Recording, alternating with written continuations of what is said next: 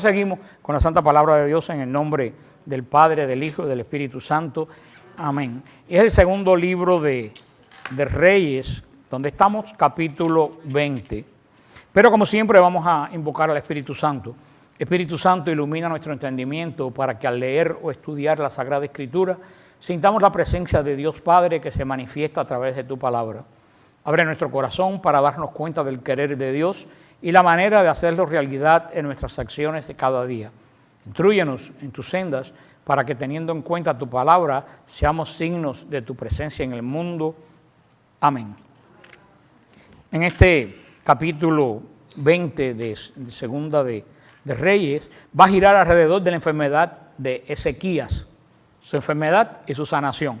Recuerden que hablamos la semana pasada, Ezequías, el gran rey santo, que dice Segunda de Reyes que desde David no había un rey tan santo como Ezequías, el gran renovador del culto de su vida. Y Ezequías oró y su vida fue larga. Ustedes vieron que no hace mucho salió un estudio que lo pusieron por televisión que dijeron que los que oran y van a misa la vida se le alarga. No sé si ustedes lo vieron. Sí, no, en serio, estoy hablando en serio. Yo lo puse en Facebook. Inclusive salió en la televisión que se ha hecho un estudio que todo oraba, iba al servicio religioso, la vida se le alargaba. Búsquenlo, yo lo puse en Facebook, pero lo pueden buscar porque está en español. Pero Ezequías fue un hombre que tuvo una vida larga, porque fue un hombre que oró mucho en su vida. El profeta Isaías predijo en este tiempo de Ezequías el cautiverio babilónico. Y por último, Ezequías murió y subió Manasés, su hijo, al trono de Judá. Como vamos a ver durante el estudio, Ezequías enfermó y creyó que la hora de su muerte había llegado y oró para que el Señor le sanara. Y el Señor escuchó su oración. Ahora creemos que este es un caso en que quizás hubiera sido mejor que Ezequías se muriera en el tiempo que el Señor le había dado. Vamos a ver después que su mejoría, Ezequías cometió unos cuantos hechos insensatos. Por eso el Señor a veces que sabe cómo. Primero permitió que los embajadores de Babilonia vieran todos sus tesoros. ¿Cómo tú le vas a enseñar al zorro el gallinero? En un alarde de mira quién soy yo, le enseñó sus tesoros al embajador de Babilonia. Gran error. El segundo lugar, engendró a Manasés. Otro error. Manasés fue el peor de los reyes de Judá. Y en tercer lugar, a la larga de toda su vida, el corazón de Ezequías se llenó de soberbia al final de su vida. Teniendo en cuenta que Ezequías fue un rey extraordinario después de David, no otro como él. Sin embargo, siempre vemos cuando uno pues, se desenfoca del Señor, como pues, muchas veces nuestra vida coge otro derrotero. Y por eso yo le decía, miren en el caso que leímos de San Alfonso María de Ligorio, ¿para qué cosa estudió, se acuerdan? Para abogado, y tuvo un pleito. ¿Cómo le salió el pleito? Horrible. Desde el punto de vista del mundo, fue un tremendo fracaso, ¿no? Primer pleito que hacía y fue un desastre. Sin embargo, de ese desastre, ¿qué es lo que salió? Un gran santo de la iglesia. A veces que el Señor, cuando cierra las puertas, la cierra, como dijimos la vez anterior, cuando el Señor cierra una puerta, muchas veces para abrir otra. Pero si tú te empeñas en el abridor de la puerta, agarrada a maniqueta con la mano, no queriendo que el Señor cierre la puerta, posiblemente la otra que se va a abrir, nunca se va a abrir. Yo se lo he dicho muchísimas veces a ustedes, muchos años, se lo he dicho, pero como siempre viene gente nueva. Cuando estábamos en la iglesia de San Jude, en San Hugo, se me une San Jude y San Jude. Cuando estábamos en San Hugo, teníamos el grupo por muchos años ahí, Leonor Portela, que en paz descanse, la de Misioneros del Camino, que ella iba a nuestro grupo siempre que estaba en Miami, y ella fuera algún día terminando ese grupo me dijo, el Señor dice que te tienes que ir de esta iglesia. Y yo estaba requete bien en esa iglesia, dirigí el coro, tenía el grupo, hacía como 15 años, la llave de la iglesia, y yo nunca se me olvidan las palabras. Yo le dije, ni los bomberos me sacan de aquí de San Hugo, yo de aquí no me voy. Ay, hermano, no hizo falta los bomberos, tuve que salir chillando Gómez de una forma muy dolorosa y desagradable. Por eso, y de ahí, pues, y perdón, se me olvidó decirle que me dijo, yo no portera la profecía que me dijo fue, tienes que irte de San Hugo porque el Señor te va a dar un ministerio internacional. Esa fue la profecía. Y yo dije en ese momento, eso fue en el 90 y pico. Yo dije en ese momento, no, nosotros ni teníamos página de internet. Yo le dije a Bertica y a Germán, que era amigo de ella, se lo dije, la palabra es en cariño, pero no es despectivo. Yo le dije, esta vieja está loca.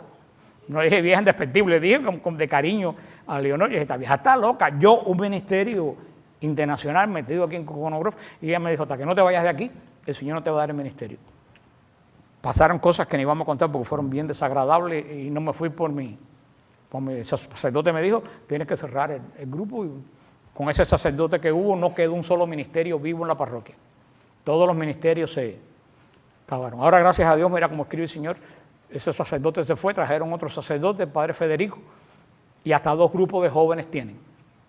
Para que tú veas como un pastor de la iglesia define la parroquia. Y bueno, lo que es la historia, y me tuve que ir, y a partir de ahí se abrió un ministerio internacional, y cuando ella se estaba muriendo, yo le mandé el mensaje de convertir, que le dije, dile a Leonor que yo tengo un ministerio internacional. Y Leonor le dijo, dice Bertica que se sonrió, y le dijo, dile a Frank que Dios se demora pero actúa. Así que muchas veces para mí cuando yo me tuve que ir de San Hugo, yo pensé que era el final de todo. ¿Qué voy a hacer yo? ¿Dónde me voy a meter yo con un grupo? Yo no quería irme para otra parroquia, porque yo nunca he querido estar más en parroquia, porque en parroquia tú estás bajo el humor del párroco. Si te cae un buen párroco, fantástico. Si te cae uno malo, tienes que salir corriendo. Y yo dije, ¿dónde me meto? Mire, el Señor nos abrió nuevo caminar. Y después nos abrió también aquí. Así que el Señor, cuando se cierra una puerta, muchas veces en vez de pensar que es para mal, es que el Señor tiene otra puerta donde tú cabes mejor que la que tú estabas. Solamente tenemos que tener la fe y la confianza de dejar que se cierre la puerta y esperar que el Señor abra la otra. Ezequías, la puerta se cerró, se abrió y él la volvió a cerrar. Y dice así en el capítulo 21, en aquellos días Ezequías cayó enfermo de muerte. El profeta Isaías, hijo de Amós, vino a decirle, así habla el Señor, pon orden en tu casa, pues eres hombre muerto y no revivirás. Ezequías volvió la cara a la pared y oró al Señor. Oh Señor, recuerda que he caminado ante ti con sinceridad y un corazón íntegro, haciéndolo recto a tus ojos. Y Ezequías lloró deshecho en lágrimas. Que el Señor añada bendición a su santa palabra. Ayer me preguntaba un hermano también, estoy como, yo que critico a los curas que toman agua en la misa, yo estoy igual. Mi consuelo es que esto no es misa. El otro día me preguntaba, hoy mismo me preguntaba un hermano que qué yo decía al final de leer la Biblia. Y yo le dije que yo digo que el Señor añada bendición a su santa palabra. Y él me dijo, pero no hay que decir palabra de Dios. Yo le dije, no, palabra de Dios es cuando se proclama la palabra. Es una parte de la misa donde tú no estás leyendo, estás proclamando. Y por eso tú dices, esto que hemos proclamado es la palabra de Dios. Pero aquí no estamos proclamando la palabra de Dios, aquí estamos haciendo un estudio. Son dos cosas diferentes, proclamar que estudiar. Proclamar es alguien que lee y la gente que oye para que tu espíritu entre lo que la persona está leyendo, no tu inteligencia, tu espíritu. El estudio es la inteligencia. Entonces yo dije, bueno, yo lo que inventé fue que el Señor añada bendición a su santa palabra para dar el sentido de que terminé lo que estoy leyendo ese párrafo. Pero bueno saber que uno solamente debe decir palabra de Dios en la misa.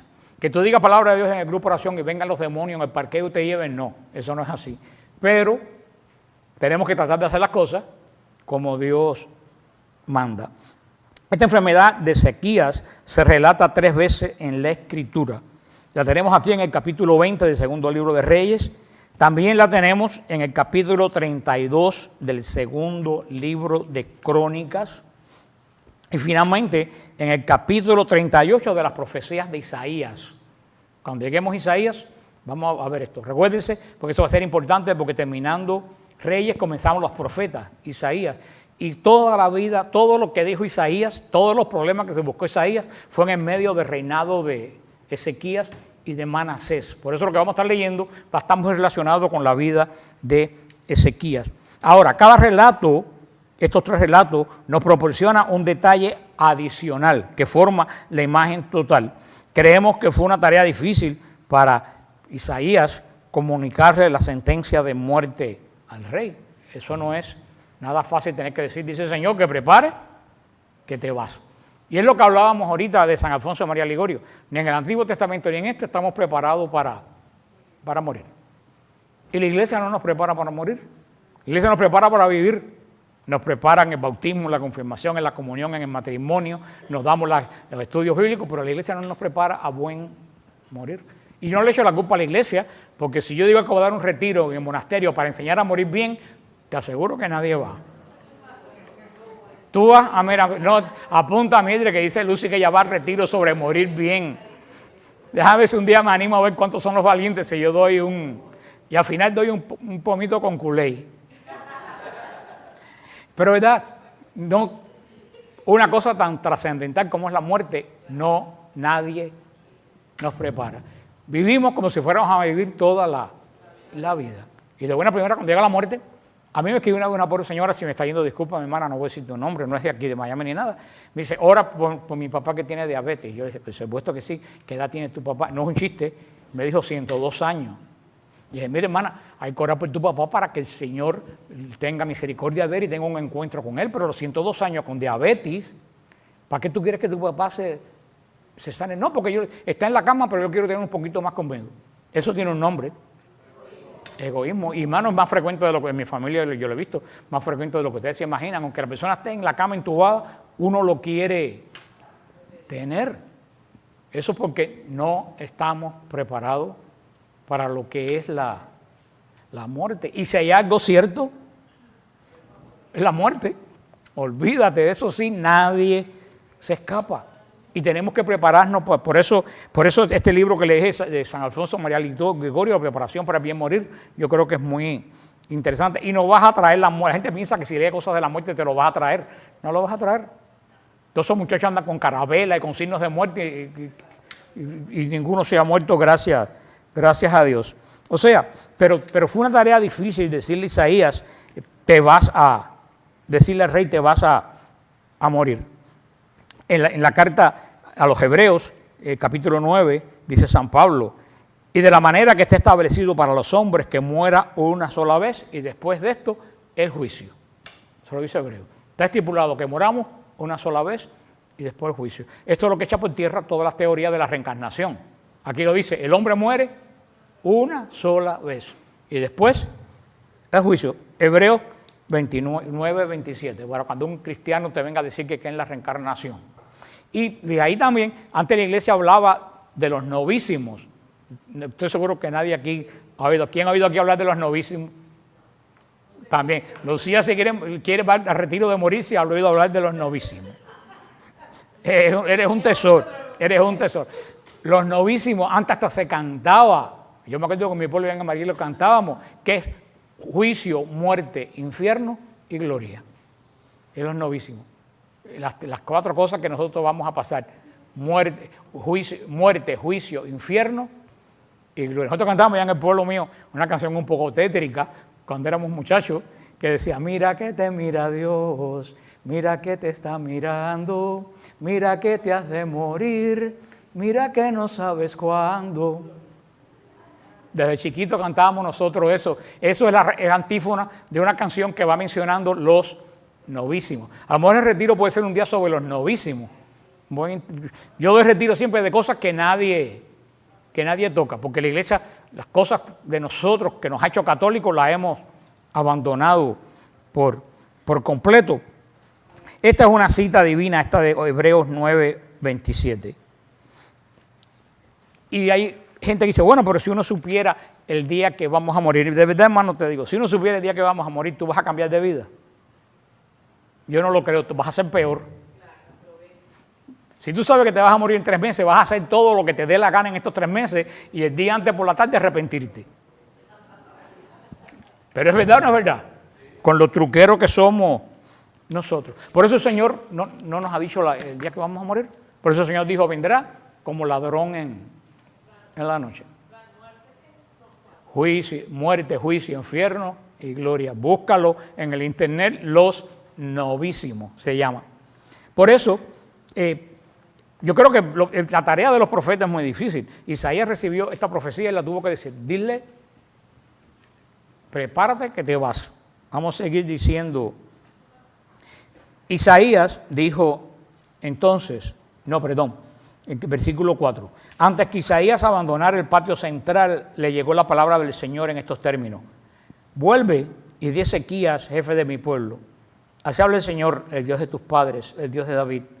He escuchado tu plegaria y he visto tus lágrimas. Voy a curarte.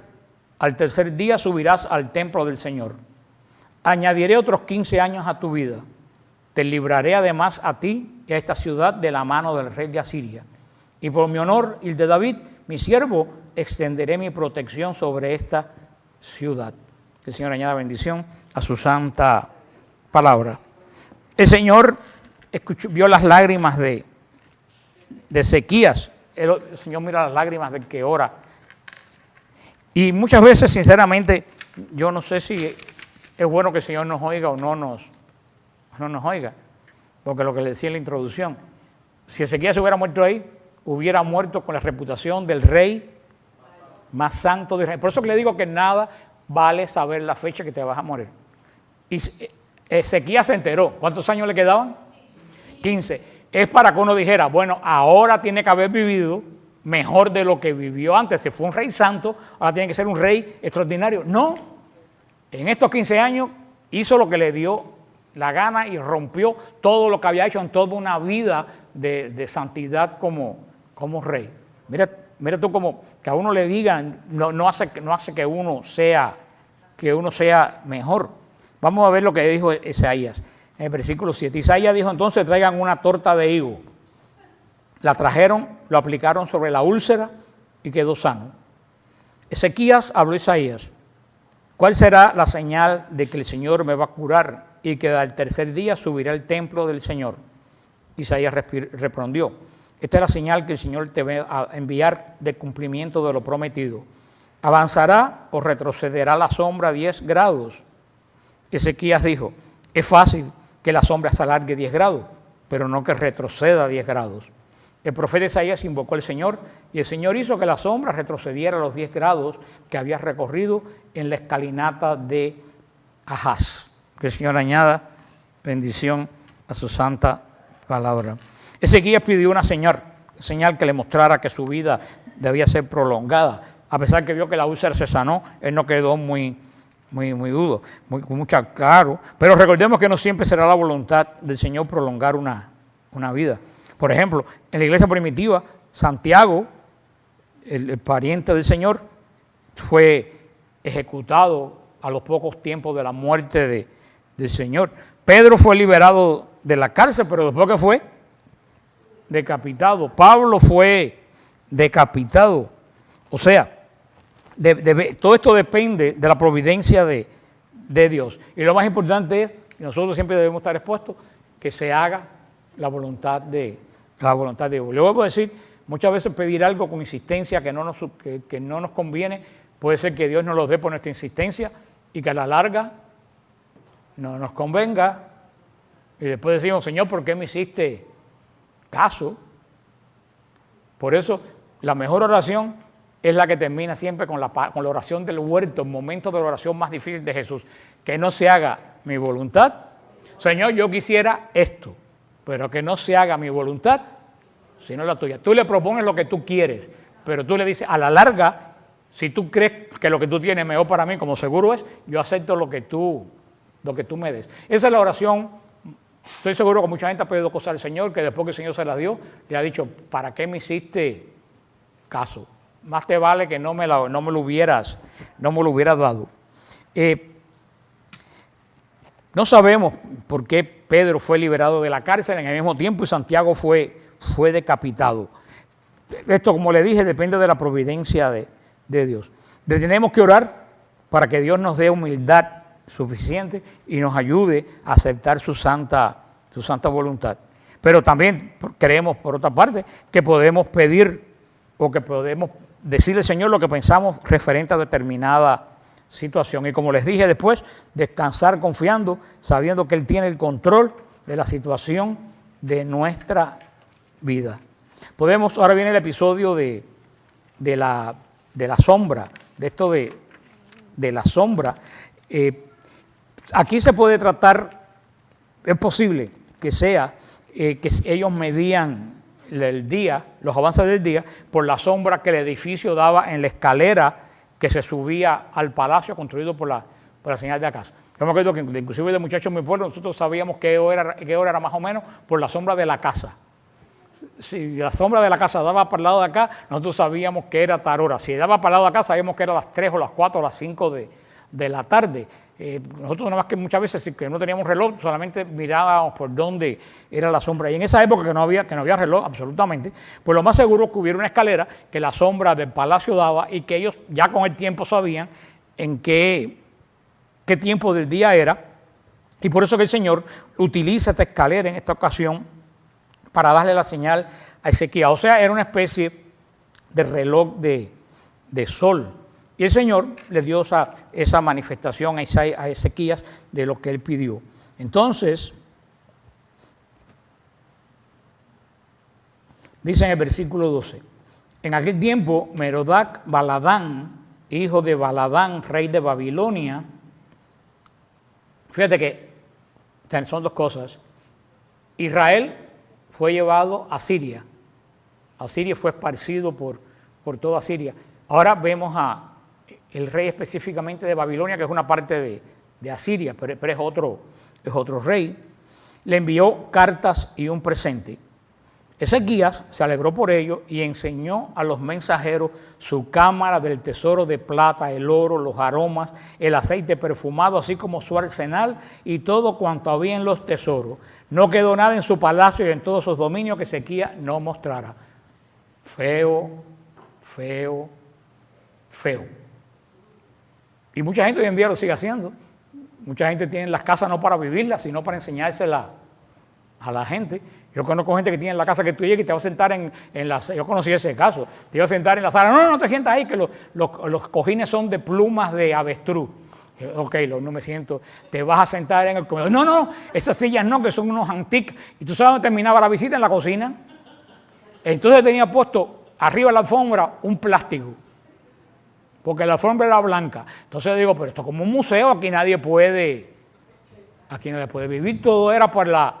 Tenía una lámpara, un chandelier, colgando arriba de la mesa, que era tan grande la lámpara que las lágrimas de chandelier estaban a esta altura más o menos de la mesa. Entonces tú hablabas con la gente enfrente y tenías que hablar así por debajo del...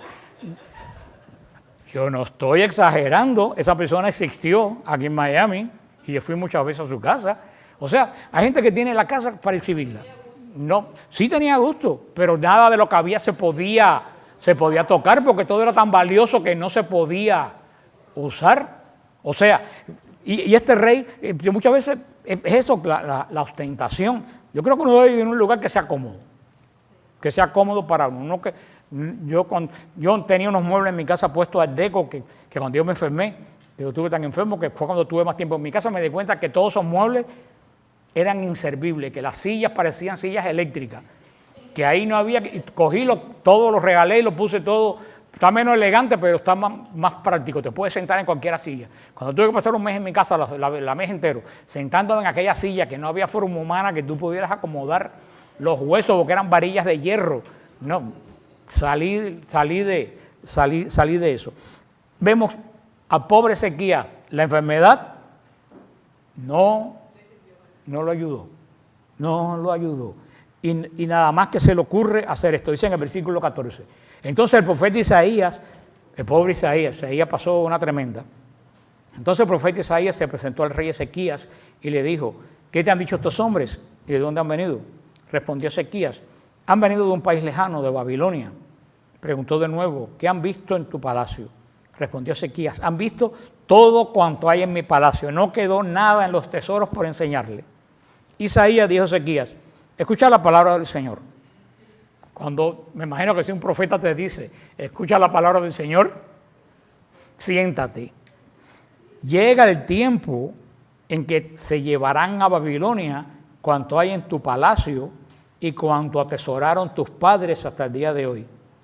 No quedará nada, dice el Señor.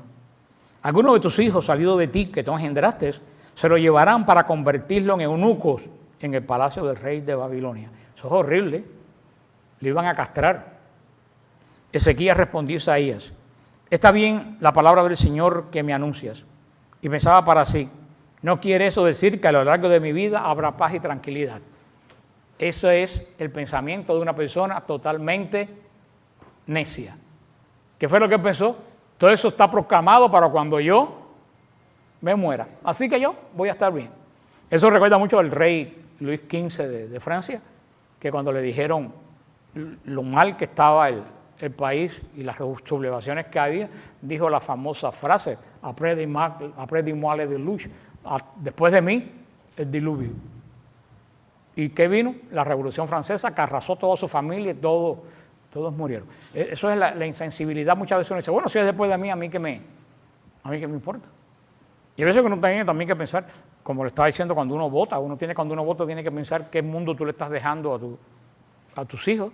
Y yo decía el otro día, la importancia, no viene el caso, pero viene el caso, la importancia del presidente no es tanto que sea presidente, sino lo importante del presidente es que él nombra a los jefes de la Suprema Corte, y quienes a la larga deciden en este país cómo se lleva el país no es el presidente, es la Suprema Corte. El aborto no lo puso el presidente, el aborto lo puso la Suprema Corte. Claro que el apoyo de un presidente puede ayudar mucho, pero no determina. O sea, que para mí es un disparate que hayan 9 hombres de por vida en un lugar puesto por el dedo de alguien. Para mí que eso debía ser a elección. Porque el que va a elección sabe que si no lo hace bien, lo pueden quitar. Pero esas personas saben que de por vida nadie los va a tocar. Y en estos próximos años, 2 o 3 años, por lo menos 4 de los 9 jueces se van a morir o retirar por cuestiones de edad. O sea, lo que quiere decir que el presidente en función es el que va a nombrar casi la mitad de la Suprema Corte. Esos son los que van a tener el poder de decidir esta nación, por lo menos por los últimos 10 o 15 años que vienen. Esa es la importancia de esta elección más que otra. ¿Quién va a elegir los próximos jueces de la Suprema Corte? Fíjate, con la boda homosexual, ¿por qué ganó? Porque hubo un solo juez, y por desgracia era católico. Hubo un solo juez que votó a favor de la boda homosexual. Si ese juez no hubiera votado por la boda homosexual, la moción no hubiera pasado, y era católico. Fíjate la importancia de los jueces de la Suprema Corte. Yo creo que muchos latinos en este país ni siquiera saben eso. Ni siquiera saben que los jueces de la Suprema Corte son de por vida y que no los pone en votación. Y muchas veces actuamos como Ezequías o como Luis XIV. Después de mí, el diluvio. Fue un gesto amable de la realeza babilónica que le envió a Ezequías. Creo que fue como dice aquí, un gesto amable. Le envió regalos y un mensajero deseándole que se mejorara. Eso fue todo. Esa persona no vino a espiar, esa persona no vino a desear. El rey de Babilonia se enteró lo grave que estaba Ezequías, que se recuperó y le mandó un regalo. Luego, ¿cuál fue la respuesta de Ezequías? Insensata. Dejó que todos vieran no solo sus tesoros, lo que venían guardando Judá desde Salomón. ¿Ustedes se han dado cuenta? Los tesoros desde Salomón hasta ese momento. ¿Tú te imaginas lo que habría guardado? Y le enseñó absolutamente todo. Ezequiel organizó una excursión a los embajadores de Babilonia. ¿Y qué hicieron los de Babilonia? Cuando llegaron, le dijeron al rey: lo que nosotros vimos, tú nunca en la vida lo has visto. Y eso encendió la codicia del rey de Babilonia. Isaías, como siempre, fue llamado por el Señor a Ezequías para decir lo que va a ocurrir a su descendencia. Los iban a ser llevados, iban a ser esclavos, y más esclavos, sus hijos iban a ser castrados. Eso es algo horrible en ese momento. No solo van a ser criados, van a ser castrados. ¿Tú sabes también lo que le quería decir? Si a los hijos de Ezequías lo castran, ¿qué pasa con la descendencia? Se acabó. Se acabó. O sea, es algo bien, todo por una mala decisión. Hermano, hay veces que tenemos que tener cuidado con nuestras decisiones. Una mala decisión nuestra puede traernos una cantidad de... Por eso cuando uno tiene que hacer una decisión, hermano, uno siempre tiene que orar y pedirle al Señor que te guíe, qué es lo mejor para ti. Y qué cosa Él haría, o decir, como dice aquella frase, ¿qué haría Jesús? Nosotros pensar, en este momento, ¿qué Jesús decidiría? Y entonces, pues, actuar. Hay veces que decisiones de nosotros tienen repercusión para nosotros y para nuestra familia. Ahora, los últimos versículos que tenemos aquí hablan de la muerte de Ezequías.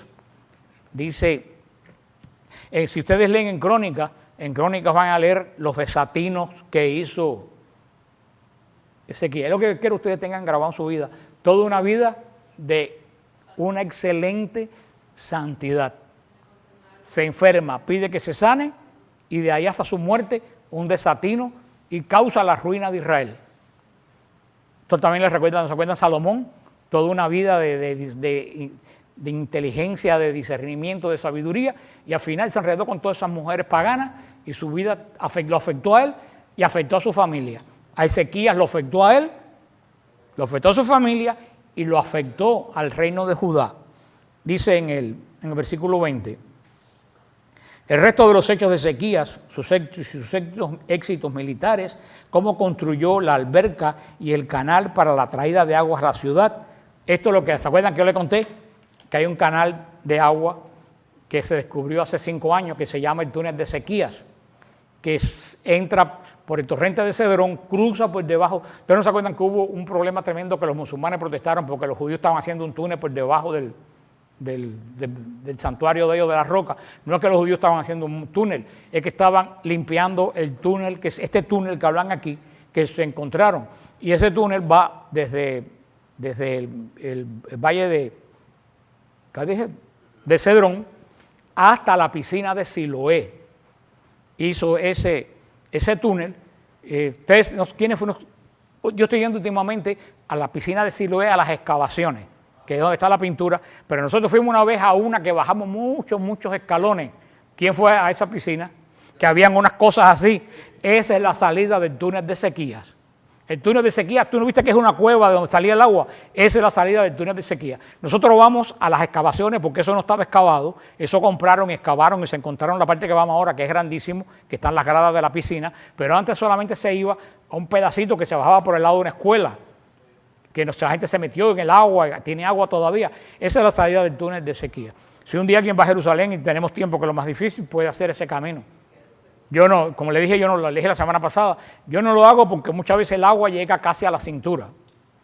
Entonces eso es muy inconveniente para llevar un grupo y hay que caminar mucho, pero es interesante. Pero ¿por qué le digo esto? Para que vean con una prueba que lo que dice aquí es verdad. Porque por casi 30 siglos nadie se enteró del túnel de Ezequías.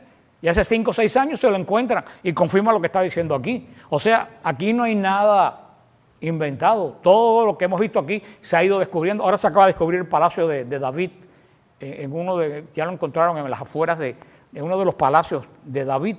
O sea, todo lo que hay aquí está escrito. Ezequías, la muerte de Ezequías fue una muerte pues dramática, y con la muerte de Ezequías terminan los buenos tiempos de Judá. Y comienza la última etapa de Judá, que terminará con el exilio babilónico.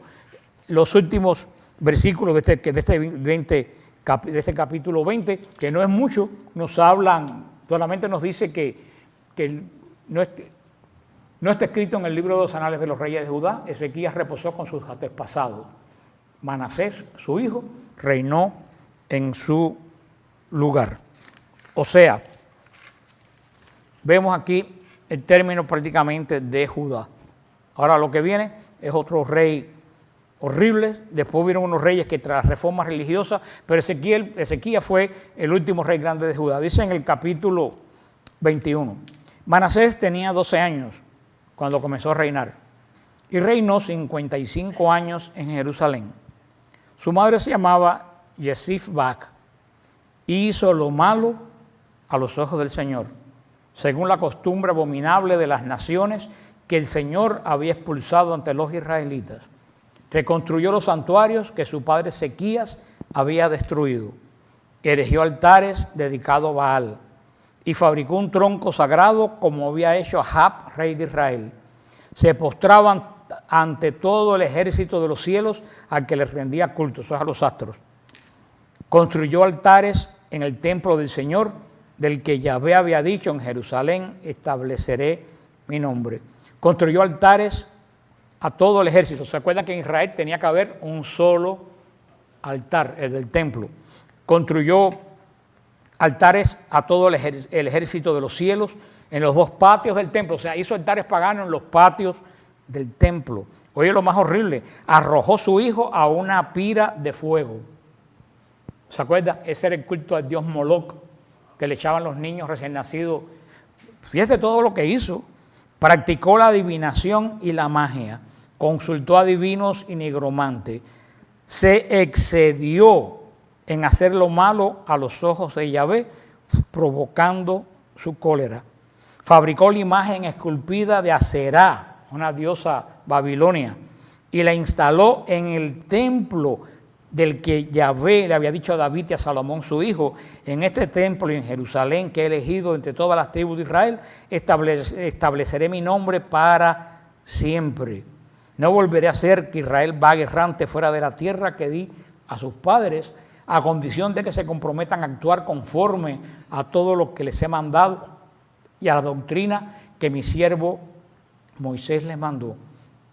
Pero ellos no obedecieron y Manasés los extravió hasta el punto de actuar peor que las naciones que Yahvé había eliminado ante los israelitas. Hermano, esto es serio, aquí te doy una lista. A Manasés no le quedó nada malo que hacer. Puso una diosa pagana en el santo de los santos, en el templo. Ahora bien, hay un dato aquí, que a lo mejor ustedes se han ido, que nos dice quién tiene la culpa de todo esto. ¿Quién ustedes creen que tenga la culpa de todo esto? ¿Se acuerdan cuando dijimos que por quién había hecho que Ezequías fuera un buen rey? ¿Quién dijimos que hubiera sido un buen rey? Dice que la madre. Cuando vemos que hacemos esto y nos dicen el nombre, y por el nombre sabemos Yexibak, sabemos que esta mujer era pagana. ¿Por qué Manasés hizo todo esto? Porque su mamá fue quien le inculcó el culto a los dioses paganos. Aquí vemos la influencia que tiene la madre en la educación de los hijos, más que los padres. Y el demonio lo sabe. Y el demonio lo sabe. Y sinceramente, yo entiendo, no tienen que explicarme, yo entiendo que hoy en día el hombre y la mujer tienen que trabajar. Yo lo entiendo, una casa con un solo salario es muy difícil que se mantengan. Yo entiendo eso. Pero sí les quiero decir que para mí ese plan de que las mujeres también trabajaran fue un plan de Satanás. Fue un plan de Satanás para sacar a la madre de la casa. Yo sé que es que los planes de Satanás presentan los planes de una forma tan sutil que nadie se da cuenta y va tan lento como lo representan en el Antiguo Testamento, como una serpiente. ¿Cómo es la serpiente? Sutil.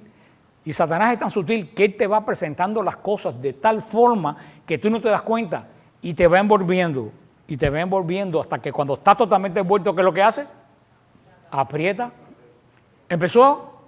Antes todo el mundo se conformaba con un televisor. Empezó que ya no hace falta un televisor en el Florida Room, pero te falta un televisor en todos los cuartos. Es más cómodo. Pero antes toda la familia se sentaba y veía junto el televisor. A partir de ahí, cada cual cogió para su cuarto. Después, cada uno, había un solo carro y todo el mundo se montaba en el mismo carro. Iba para aquí y para allá. Después empezó que cuando cumplía los 18 años, muchachos, había que comprarle un carro. Y se siguió disgregando la familia. Y poco a poco nos fuimos embarcando en una cantidad de cosas que ya un solo salario no alcanza. O sea, no es que la gente se volvió mala, es que Satanás fue llevando la cosa y nosotros ¿qué hicimos? Fuimos montados arriba de él a llegar un momento que hemos visto que tenemos el agua hasta aquí. Y que una gran mayoría de nosotros, pues vive muchas veces a un nivel que no le corresponde. Porque vive a nivel de las tarjetas de crédito. Porque si no hubiera tarjeta de crédito, muchos de nosotros, empezando por mí, y si los bancos no te dieran dinero para comprar los carros, yo estuviera manejando un cacharro. O sea, tú no te das cuenta cómo ha sido una cosa muy lenta, pero muy bien preparada. ¿Para qué? Para obligar a la mujer a salir de la casa.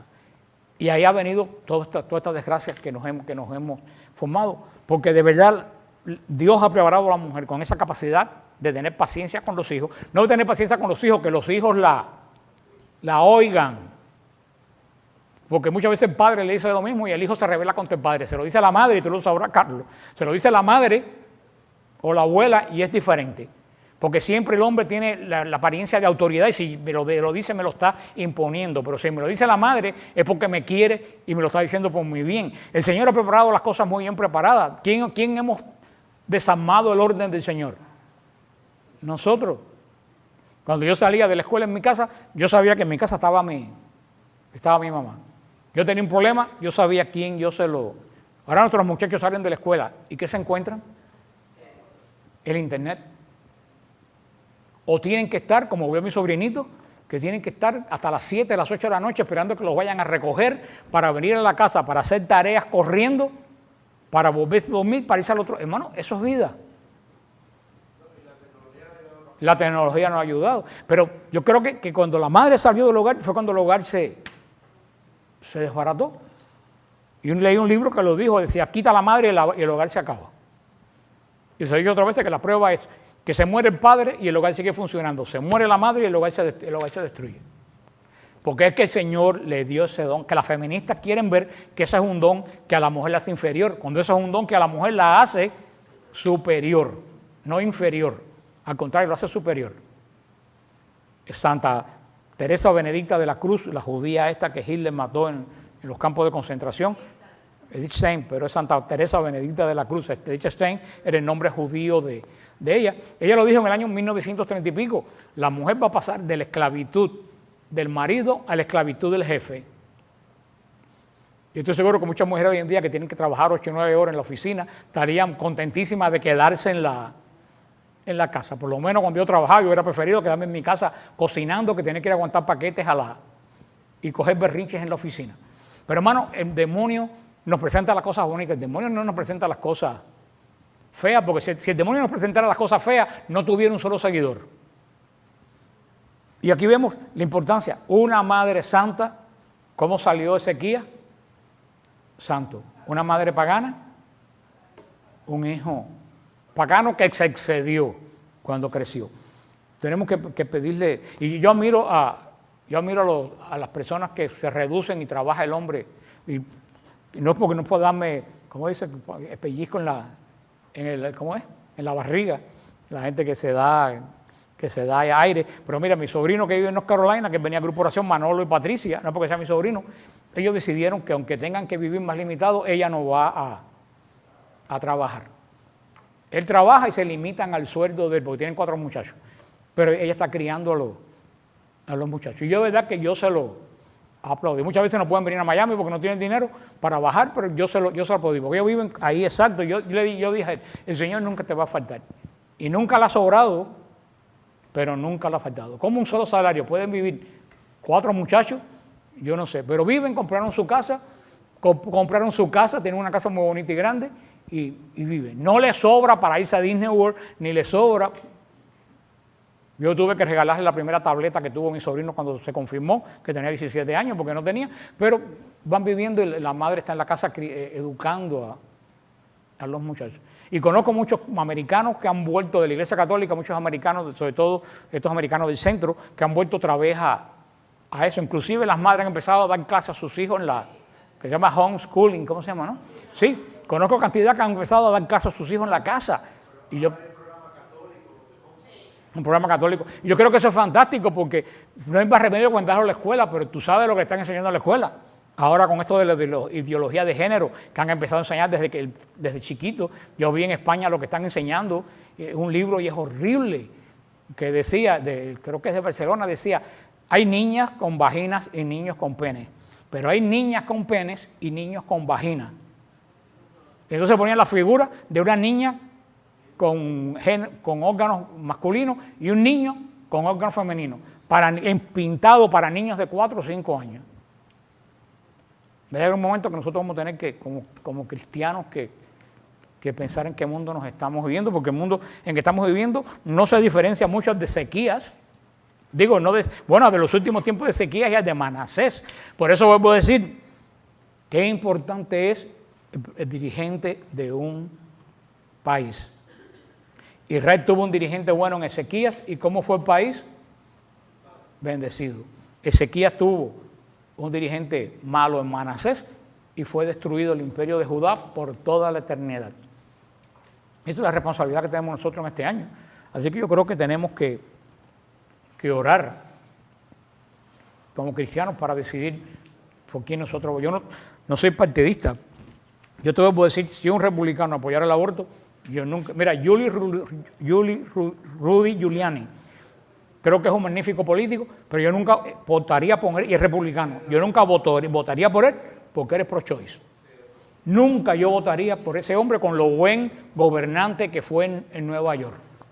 O sea que yo creo que no es prueba partidista, es que nosotros hay ciertos parámetros, como es la vida, como es la familia, que en la moral católica no está en discusión ni está en juicio.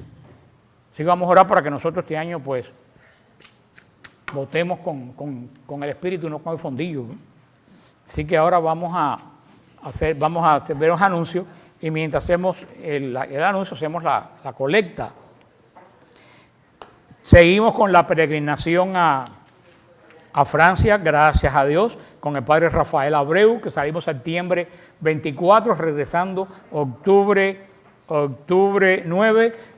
Yo sí lo dije, que yo no voy a hacer que los terroristas cambien mi forma de vida, porque eso es lo que los terroristas quieren, que hacer que nosotros cambiemos nuestra forma de vida. Y que se va a morir, se muere en Francia.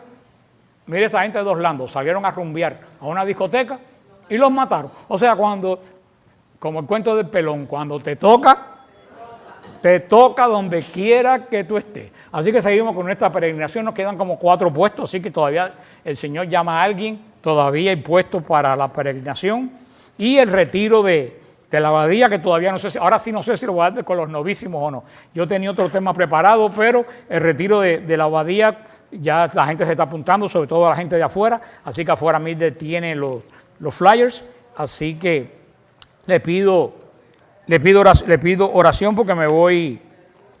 Aleluya. Le pido oración porque me voy este fin de semana a Atlanta a hablar en un congreso de los ministros laicos de Atlanta, y la semana que viene de arriba, del 13, voy a ser el único orador de la Asamblea de la Renovación Carismática de la Diócesis de Cartagena. Cartagena es donde voy, en Colombia. Así que eso va a ser el Congreso de la Renovación. Le pido. Sí, tú dijiste Barranquilla, dije Barranquilla, no. Bueno, que yo sepa, en este hemisferio hay una sola ciudad que se llama Cartagena, que está en Colombia, la otra está en España. Y en España, ¿tú no sabías que había otra en España? Entonces, ¿para qué me preguntaste que cuál Cartagena era? Si hay una sola en Colombia. Bueno, Cartagena es Jayalía, en el isla de Jayalía, un barrio que se llama Cartagena. Bueno, el otro día me enteré que en Colombia hay un barrio que se llama Filadelfia. Y ellos dijeron, mira la foto de Filadelfia, y miro en Facebook, y yo digo, pero esto no me parece Filadelfia. Y cuando me pongo a ver, era en Colombia. Así que pues no se extrañen de nada. Pero ahora por mí, yo le decía el otro día, yo lo dije el otro día, la palabra del Señor se confirma día a día, de que nadie es profeta en su tierra. Yo he hablado en el Congreso Carismático de Montreal, en el Congreso Carismático de Houston, en el Congreso Carismático de Wisconsin, en el Congreso Carismático de Bucaramanga. Ahora voy al Congreso y a mí nunca me han invitado aquí. Aquí me llevaban al centro, que iban a ser viejitas, cada segundo párrafo estaban todas descansando en el espíritu. Y yo dije, no vengo más, porque pues estoy como predicando en un cementerio. Pero aquí nunca me han invitado para que tú veas.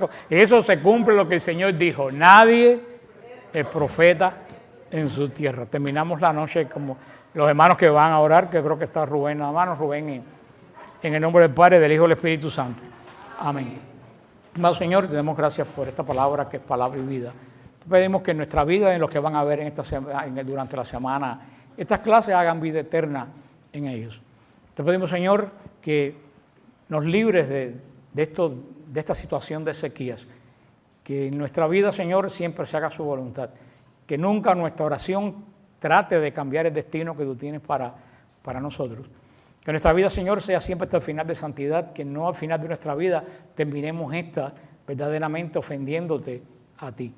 Te pedimos que unjas a este hermano para que a través de la oración de fe que vamos a hacer hoy, todas las personas que vengan pidiendo oración sean sanados. Gloria al Padre, al Hijo y al Espíritu Santo, como era en un principio y siempre, por los siglos de los siglos.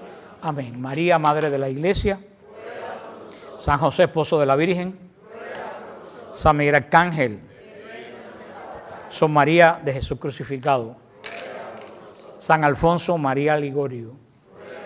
Que el Señor nos bendiga, nos guarde, nos muestre su rostro y nos dé de su paz. Amén.